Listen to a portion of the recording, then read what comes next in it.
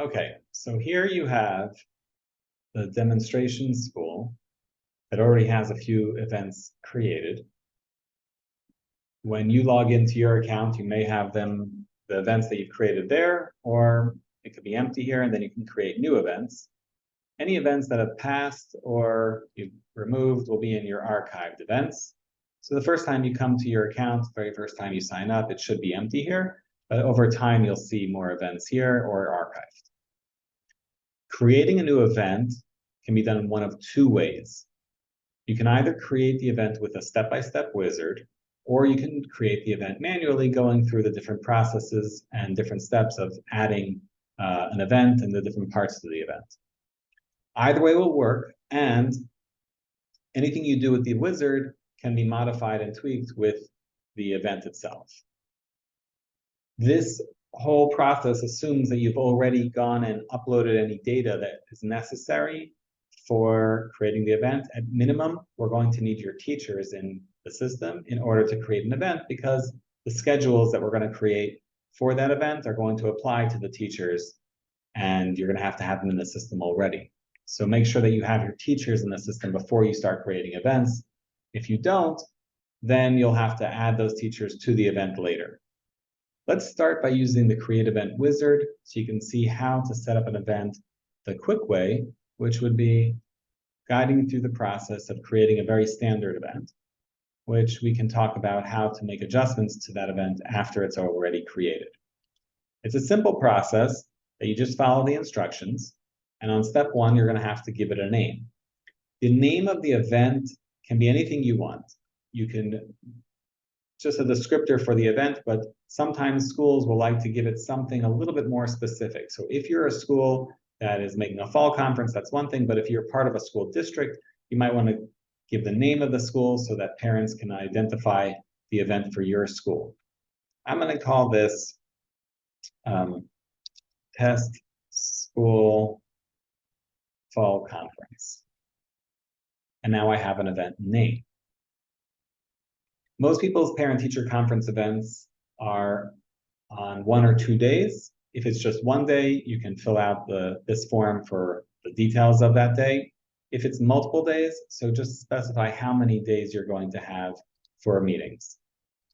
If you're planning on having a meeting that's going to have like a split part, where it's part of the morning and then part of the afternoon, we consider that 1 day. So any date would be a different day, and I'll show you how we can make a huge block of time in the middle of a day to separate the morning and afternoon.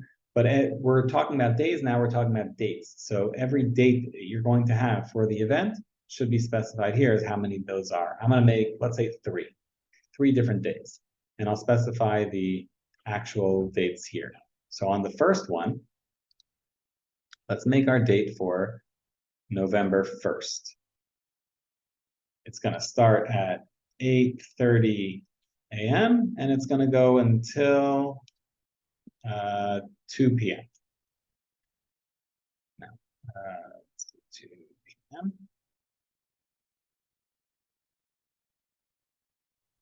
There we go. And the time interval is the number of minutes each meeting is going to last. And it could be 15 minutes, it could be anything. It defaults to 15. I can set it to whatever I want. I'll leave it at 15. So I've added day 1. Now I have to add day 2. I'll make day 2 similar. This one will be on the 2nd.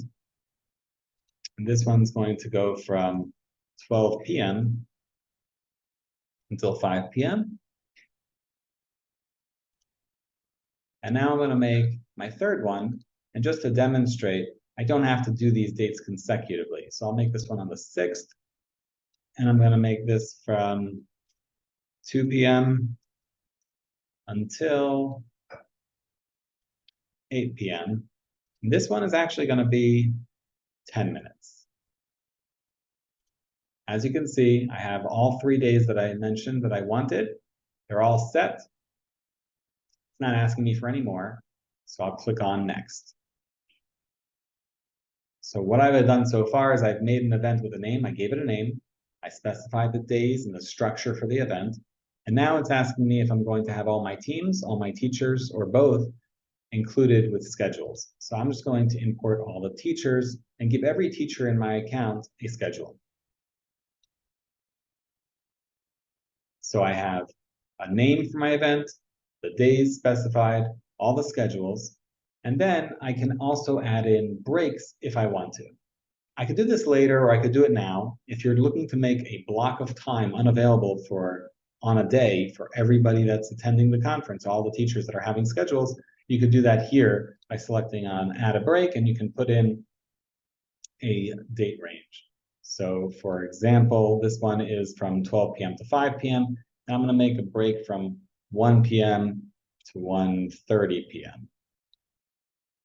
I'm going to make another one on this time from 3:30 till 4. So there's 2 different blocks of time that are going to be blocked out for every teacher on this day. And I'll leave the other ones empty for now. I'm now clicking on submit, and it's going to create the event, add all of the breaks.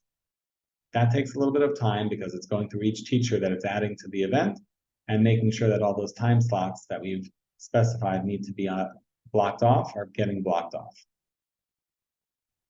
Here my event is listed, and I'm going to click on edit so you can see all the settings. This is the settings that we were talking about, where I have my event name, the reservation window, which defaulted to 2 weeks just prior to the first day. So one of the other things to keep in mind when you're creating an event is the meeting types. Some people have their meetings in person, some are virtual, some can be by phone. There's a lot of different meeting types. We support 4 different meeting types. And if you click on an event day, you'll see that we defaulted to in-person and virtual. So you want to check that to see if that's appropriate for that day. Some schools will make one day exclusively in person, so only the in-person should be selected. And then they'll make another one, which is going to be exclusively virtual. And finally, you could also have a combination of in-person and virtual, or in-person, virtual, phone, and callback. There's a lot of different meeting types, but if you wanted to give the parents the option of being able to select the meeting type, then you would leave more than one option available, and then the parent would decide which one of those options they're going to choose. However, if you've only selected one meeting type, the parent doesn't get a choice. It's only going to be virtual or only in person or only phone, depending on what you've selected. That's where you would make those adjustments. So as you can see, I've created this event. I've adjusted some of those meeting types and the advanced options for the meeting. I have my time intervals the way I wanted and the times. A few other things to keep in mind about an event, some of the optional settings that we have, are going to be the options for the event as a whole, and then there's options for each individual day. So options for the event as a whole, you'll notice if you click on the options button, which was over here, will show you allow comments, 1 meeting per household, enable show more teachers button, hide schedules without availability, and make events private. These options are not necessary, but if you want them, you can use them. Allowing comments will allow the parent to add in a message that the teachers could see. 1 meeting per household will limit the meetings that parents can make based off of the child. So if one parent makes an appointment with a child for a child with a teacher, the other parent cannot make an appointment with the same teacher for the same child. Enable show more teachers button is useful for schools that want the parents to be able to see teachers where they don't have children connected to them. So there's a few ways of enabling PTC Wizard. If you've uploaded all of the class enrollment in order to filter out the teachers for the parent, enable show more teachers button will allow the parents to see teachers that they're not connected to. Making an event private is another interesting feature, which is very useful when schools need to give access to an event to only specific parents. And there's many reasons why you might want to do this. The most common reason that I've heard is when you have parents that need early access to an event. So some schools will have situations where certain parents need to get access to the event before others. In order to accommodate that, you can make the conference private. This event can become private, and then you can specify which parents need access. One scenario might be where you have teachers that are also parents. In that scenario, where a teacher is also a parent, where they're going to meet with other teachers as a parent, and then they want those times blocked off on their own schedule. So you might want to give those teachers permission to log in as parents, make their appointments, then go into their schedule as teachers and block those times off.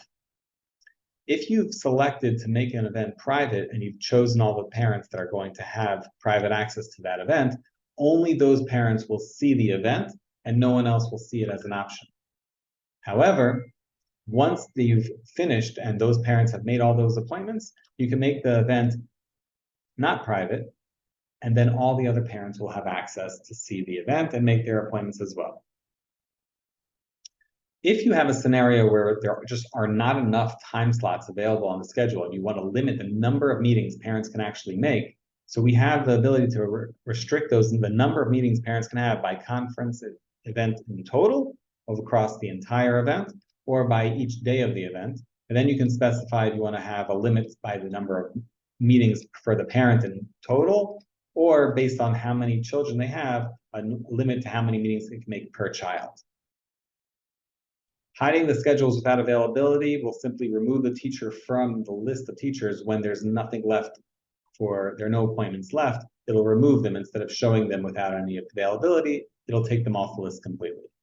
These are all the options that we have for the event as a whole. On the conference day itself, you can specify for each day some other options which can be specific to the event day itself. So on one day, you might have, like I said, different meeting types. You might also want to think about passing time or travel time. I'm going to explain the difference between passing time and travel time. And we have documentation about this, which can get into more detail. But the short answer of passing time versus travel time is, who does that apply to? So the travel time is meant for parents that need time to travel from one meeting to another meeting. That applies only to the parents. So if you put in a certain number of minutes, the parents are going to have that number of minutes in between each of their meetings in order to travel from one meeting to another meeting. And that's useful in certain scenarios where the parent needs to cross campus or things like that. The teachers, if you have travel time enabled with a certain number of minutes, the teachers can still have all of their meetings one right after another. However, if you do passing time, then every meeting on the teacher schedule will have some kind of padding. So the meetings might be 15 minutes, and if I put in a 5-minute padding, that means there'll be a 5-minute break after every meeting. And that will impact both the parents and the teachers because there's going to be a 5-minute break in between each meeting. Another feature that we have are notifications. Whenever a parent makes a schedule and makes appointments, they can confirm their schedule and request an email confirmation, which will get sent to them automatically after they've confirmed their schedule. The confirmation email is for the event itself and goes out as soon as they finish making their schedule. Anytime they go and make a new schedule, they'll get the confirmation email again. We have the ability to also put in a custom message in the body of that email that you can set. For the body of that email, you can set your own message, and that'll get inserted in the email for this particular event. Then there are reminder emails. Reminder emails are emails that will go out automatically on a certain date and time that you would schedule. And again, you can put in your own message in the body of that email. But each day of the event could have a different reminder so that you can have multiple reminders if there are multiple days. Now let's talk about adding or removing teams and teachers to an event. If you remember when we created the event, I said all the teachers are going to have schedules. So here, when I click on schedules, I can see the 3 days of my event, and I can see every teacher has a check next to their name. Any teacher with a check next to their name has a schedule, and that's why I can view that schedule. However, sometimes you'll have a scenario where you might have teachers in the system, but they're not going to be there at the conference in general, or they're not going to be there on a specific day. So perhaps Peter is not going to be there on this particular day. He won't have a schedule, and I can save that. but he might be there on the 2nd, on November 2nd, I can see that he can still be there. So you can have some teachers available on some days, some on other days, on all days. The event wizard is going to just make sure that every teacher you have is checked. If you want to adjust that, you go to the schedules and you can adjust it. Another thing you can adjust on the schedules page is the interval. As you can see, the interval is set based on the event day itself. But I can change that and have some teachers with longer or shorter meeting times. So on this day of the 1st, it's 15 minutes. On the 6th, it's 10 minutes, because that's what I set for the 6th day. But even if I wanted to have 15 minutes for most teachers on this day, I could have some teachers with longer or shorter meeting times. One of the other things you can do from the schedules page is view the schedule and adjust the schedule. Here, I can see all the time slots that were generated, and I can turn some of them into break times. I can also add meetings. When you're adding meetings, any of the parents that are listed in your account, if you have any parents listed there, will show up, and you can add those parents into the schedule. Then you can add the student, and you can save. The room and the virtual room can be used for in-person or virtual meetings. So when you put in a room number, that's the room number that the parents will see if it's an in-person meeting. If you are making a virtual meeting, you can have the virtual meeting with a link for the teacher that the teacher is going to have for all of the meetings, which the teachers can enter themselves. You don't have to do it, but you can also put it in yourself here. Finally, there's a reports section. And the reports section will show you all the different reports we have, which we're constantly improving. And this will allow you to generate any one of these types of reports at any time for any event. All reports can be downloaded to Excel or printed in a nice printable version. The teachers and parents schedules and team schedules, you can also even print out all of them with one click of a button. Some of the other reports which are interesting are incomplete schedules or parents without meetings. These are slightly different. Incomplete schedules will tell you how many meetings are still available on teacher schedules, how many were booked, how many are breaks. You're going to get more details about that so that if you were to give teachers permission to make their own breaks and you're telling teachers, perhaps you're telling teachers they could create 3 breaks throughout the event, you can then see, has anyone created more than 3 breaks quickly, and then go into that teacher schedule to see what they've done and make changes for them if you want to. Parents without meetings is very useful if you've uploaded all the parents and enrollment into our system so we know who your parents are. In that case, we could then tell you which parents that were supposed to have meetings at this event don't have meetings at this event. And you can download that list with their email addresses so you can contact them. That's everything you're going to need to know in order to get up and running with your events. If you have any questions, you can always reach out for support. Click on help and ask us questions, or search our articles for details about any one of the options and features that you've seen. On the integration settings, you'll see lots of different options with different ways of getting data into our system. If you don't have any integration settings at all, it'll be set to none. And in that case, the only information that we need are your teachers. You could theoretically add teachers through the directory manually, one by one, or you can upload a teacher file with the list of all the teachers that you want to have in our system. Clicking on Download Preview will download a sample file, which will have all the headers that you need in order to know which fields we need to put in to the teacher CSV file, which you can then upload here and import into our system very easily.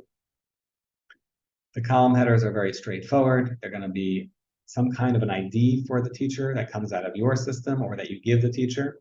And then we're going to need their first name, last name, email address. You can give us a description of who they are. And if you wanted to create any passwords for them and usernames and passwords, we could do that as well. Teachers have the ability to sign in using usernames and passwords that you create in this file, or they can sign in with Google or Microsoft.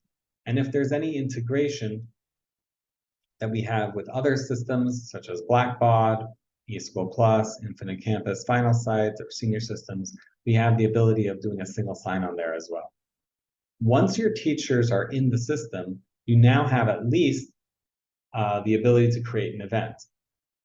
If you wanted to do more data, give us more information, then we can improve the experience for the parents.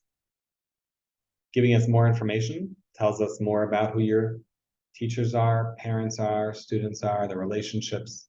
By giving us more information, we have the ability of also knowing who the parents are, who their children are, and which teachers they need to see, which allows us to filter down the list of teachers the parents see when they log in and show them only events that are relevant to them. If you don't give us that information, at minimum, we'll need that list of teachers so we can display a list of teachers to the parents when they register themselves and then choose the teachers they want to see. So if integration type is none, the parents will register themselves into the system, add a child to their account, and then select from the list of teachers the ones they want to see. If you've given us more information, the parents will simply sign in, start choosing teachers that are connected to them, and make appointments, and we will know which students are associated with that teacher. Once your data is in, we have different integration options, which we can get into if you need to on specifically the Blackboard, Google Sign-Up for Teachers, eSchool Plus, Infinite Campus, Final Site. All of those have some specific type of integration methods that is more in depth than this demo allows for. So I'm going to move over to the directory. Once your data is in, you'll see your teachers in the directory. As you can see, every teacher will be listed here that you've uploaded or entered, and you can create them manually here. If you want to modify a teacher, you can click on the teacher's name, and it will show you the information that you've uploaded, and you can modify that information over here. Another common icon you'll find, which will be on the teacher and parent listing, will be a little shield, which allows you to log in as the teacher or log in as the parent.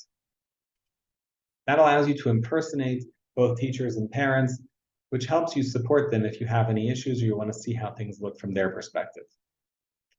On the teacher's listing here, you'll also notice that there's some checkboxes for permissions. You can have teachers that have no permission other than being able to see their information. You can give them permission to set their own breaks, or you can give them permission to modify their own schedule, which includes setting breaks, or no permissions to do anything except see their schedule and print it out. That's totally up to you, and you can do that on a teacher-by-teacher basis. Another icon is the connections icon, which you'll find on all of these different listings are the same, and it will show you the connections and relationships that we have for each one of these entities. Here, I'm looking at the teacher connections for Madison Abell, and I can see all the parents associated with that teacher, and I need teams associated with that teacher. And I can add new connections manually if I need to.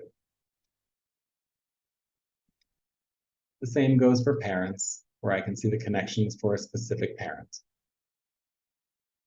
I can see all the children, teachers, and any teams associated, and I can add new children, teams, or teachers or teams. You can upload information to the parent listing or teacher listing here, or from the integration page, and you can download the information here if needed to export it as well. If you've uploaded more information than just teachers, and you've uploaded also the enrollment information and the other information, so you'll see a little arrow here that'll allow you to download some other files as well. So I'll talk a little bit about teams. Something that a lot of schools like to understand is how we support teams.